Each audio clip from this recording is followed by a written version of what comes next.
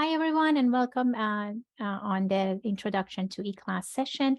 Eclass is our learning management system that is used at York University, and it is powered by Moodle, which is a powerful learning management system that is used globally.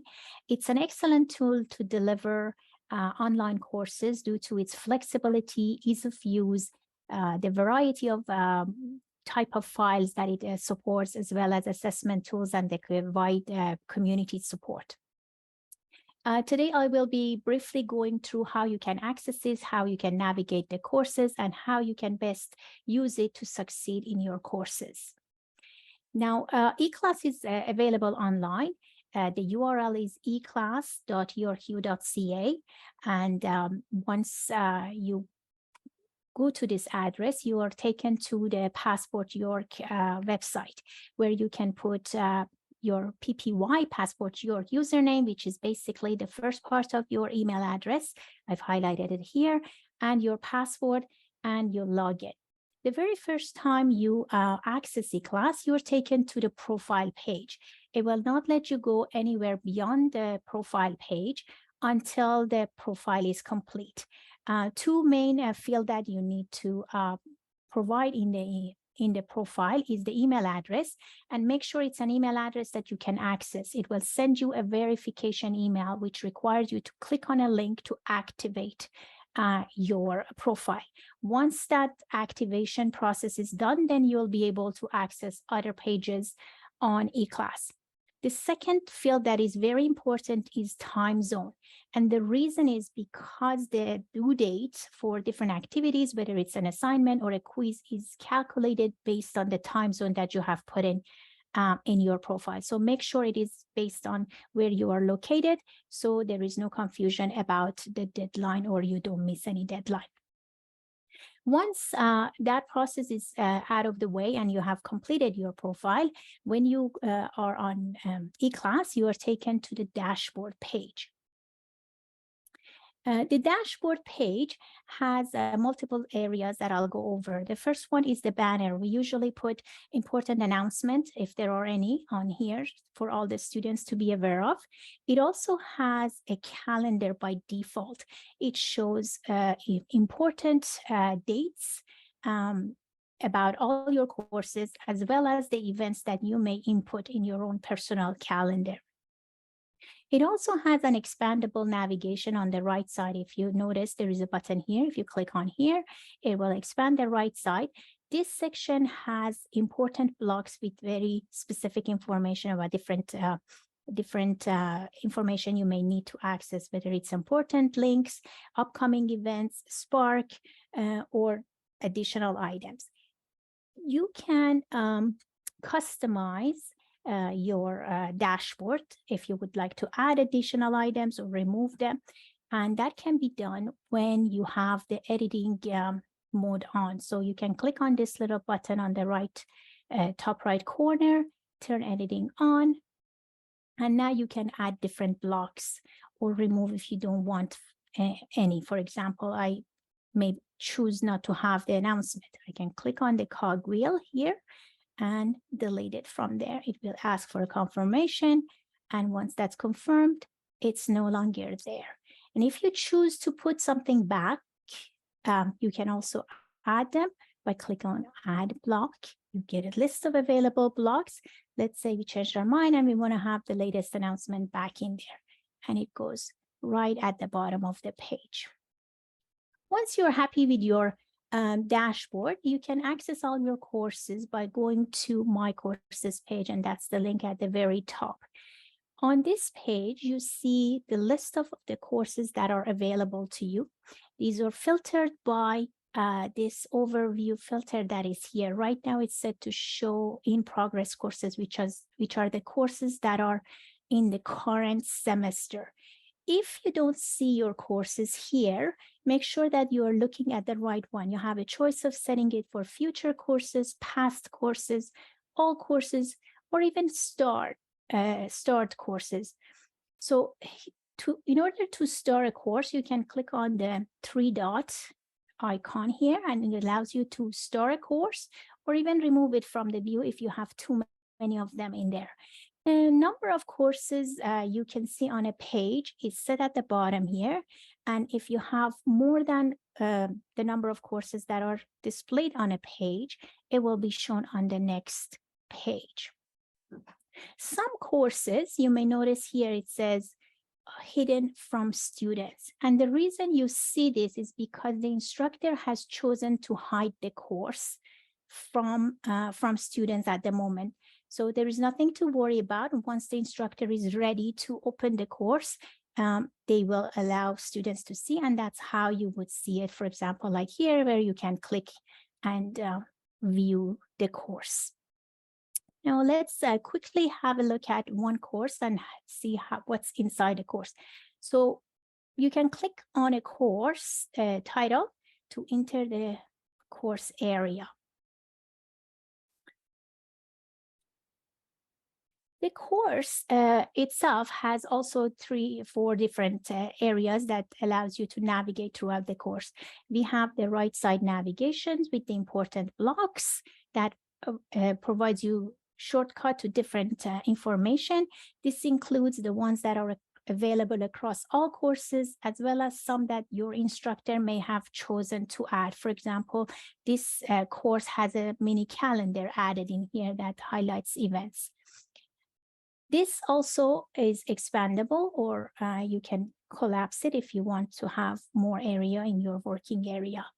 The main course area, this section here, is where you see all your course material, whether it's activities that you need to participate in, the course syllabus, or even information files or other information that your instructor may have chosen to provide.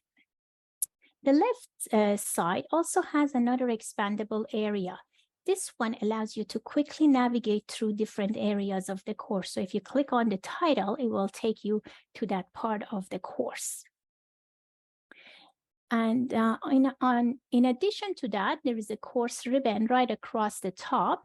This one allows you to navigate also to different parts of the course. You can see grades, what activities are available in this course, and as well as the instructor information. And if you're in a different page, you can click on the course to come back to this main area. Let's have a quick look at some of the activities you may work with during your course. One of them is a discussion forum. It allows you to exchange ideas and post comments in a threaded format. Depending on the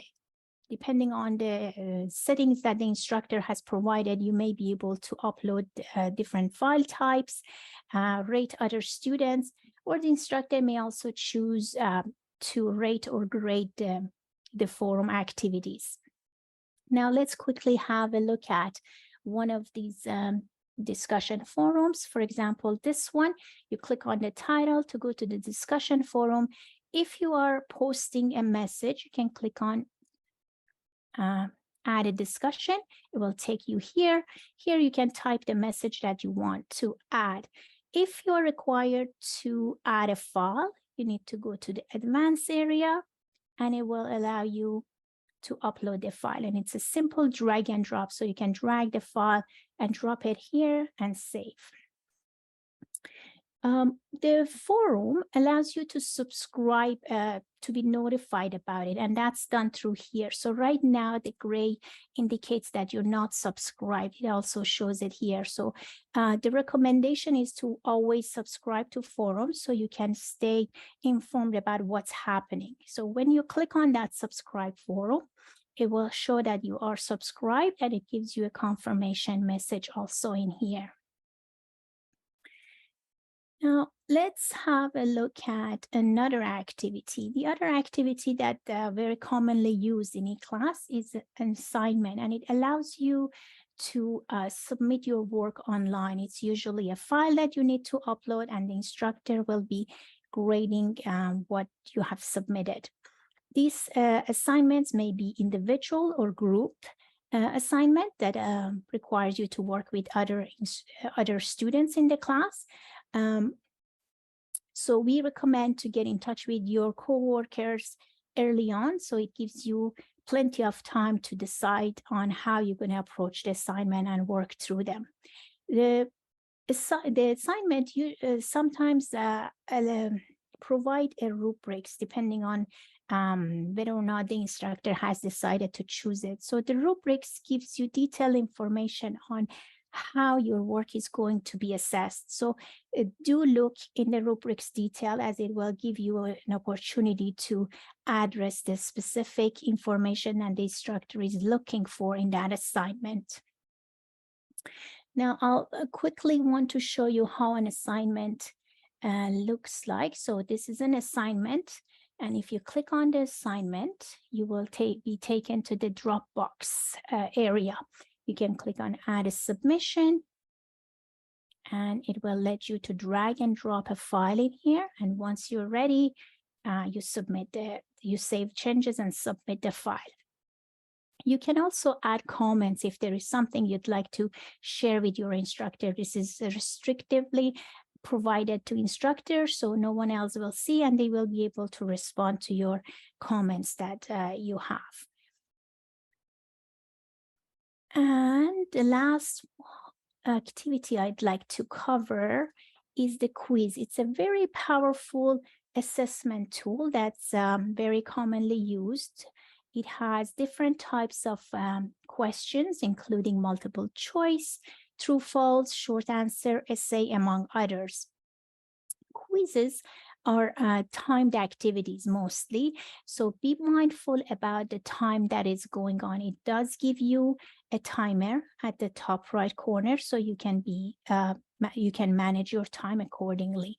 So let's quickly have a look at quiz. And there are also the navigations that I'd like to talk about for a quiz. Quiz has two different ways that you can navigate, and it depends on how instructor chooses to set them.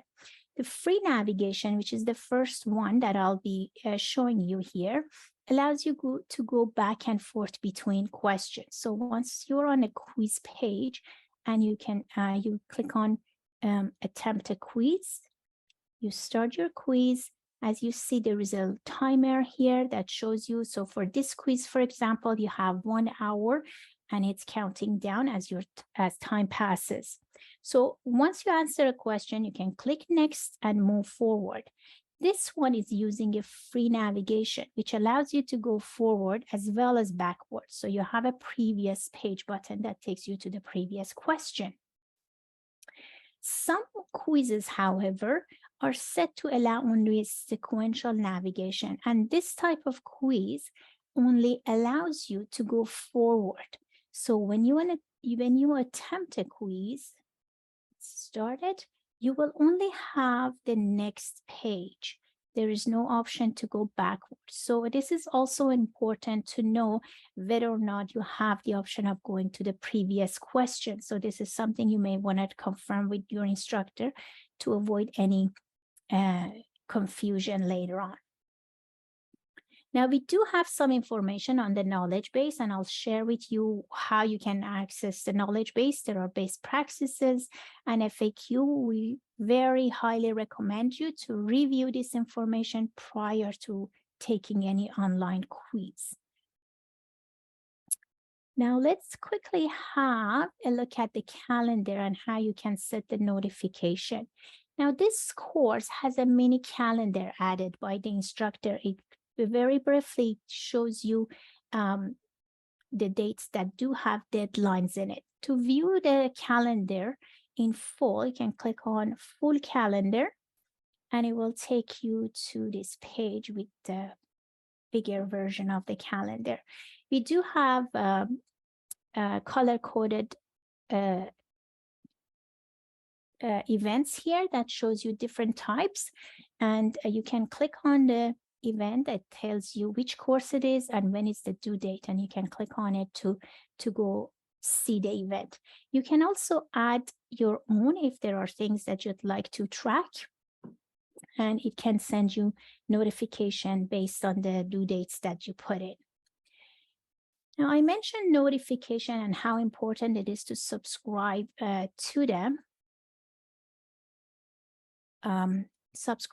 You can set the notifications in your preferences page, and the preference page is accessed through the user menu. So you see usually your name here, and if you click on the arrow to the right of it, you'll see the user menu, and preferences is towards the bottom. So you click on preferences, and down on the user account, you have notification preferences. On this page, you get to choose whether or not you'd like to be notified about different activities, for example, an assignment or a forum, or different other activities that are on Eclass. You can choose to receive a web notification or an email, or if you're using the mobile app, that option will also be available. With the web, if you choose to get the web notification, all new notifications are highlighted through this here. So just similar to this chat box that is my messages shows I have 8 new messages. You will see a number here beside this notification icon that shows you how many new notifications you have. So you can be, you can click on there and check your notification. Let me go back to the course page. There we go. Okay, so let's look at how you can see your grade. As a student, you have access to see your grades, provided that the instructor has released those grades. There are 2 ways you can see grades. You can see the course total for all the courses that you are taking, or the detailed activities within each course. Now, the first one that shows a summary of all your courses is accessed through the user menu here. So we click on the arrow and we go to grades. This section shows all the courses that you are taking along with the grades that you have received. Now, the course one that specific to a course, you will see it on the course banner. So if you click on the grades here, it will show you all the activities within this course, along with the grade and the feedback if the instructor has chosen to provide. There are some additional sources that you can access if you need information. As I mentioned, there is a knowledge base. You can access our knowledge base through the user menu. It is called Help Desk. So if you access this page, it takes you to our knowledge base about Eclass. I also have a student guide listed here, which is the very first item here. There are lots of information for you guys to refer to. Everything that I've included in this presentation, all the links are from here. So if you go there, you'll see all different sections, different material there. You can also use the search bar here to look up specific information. If you have any technical issues, any difficulty, you can also refer to UIT support. And there are different ways you will be able to access this support, whether it's online, in person, email, or phone. All the details are provided here, so you can access this information. It will tell you when, where, and how you can access this support. So that brings us to a summary. So we briefly went over how you can access Eclass, the fact that you need to have your profile completed before you can access anywhere else. So if you are on profile and you can't go anywhere else, that's because it's not completed or activated. We also reviewed how you can navigate through your course, access different activities in there, how you can set up notification, which is in the preferences under here in the user menu, and how you can access your grades. So when you're on the course page, 2 main areas that are very important to keep in mind is the course banner that allows you to navigate within the course, and the user menu where you can access it through here, through this little icon beside your name that gives you access to different area. You can also access your profile, which takes you here. You can edit it and do any changes if that's what you wish to do. Now,